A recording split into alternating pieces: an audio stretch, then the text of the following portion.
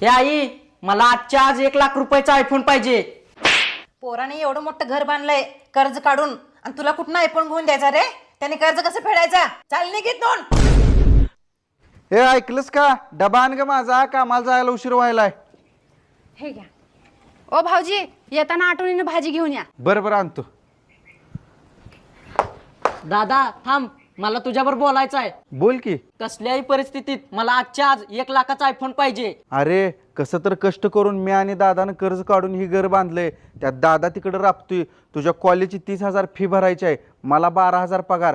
कुठं आणायचा 1,00,000चा आयफोन? राव दे सोड, जोपर्यंत मला आयफोन घेऊन देत नाही तोपर्यंत मी जेवणच करत नाही. अहो भाऊजी ऐका की, तुम्ही 12वीला चांगले मार्क पाडा, मी आणि तुमची मोठी वहिनी मिळून पैसे गोळा करून कनी तुम्हाला आयफोन घेऊन देतो. होय होय भाऊजी, घेऊन देतो. ओ सरका, मला आजच्या आज आयफोन पाहिजे.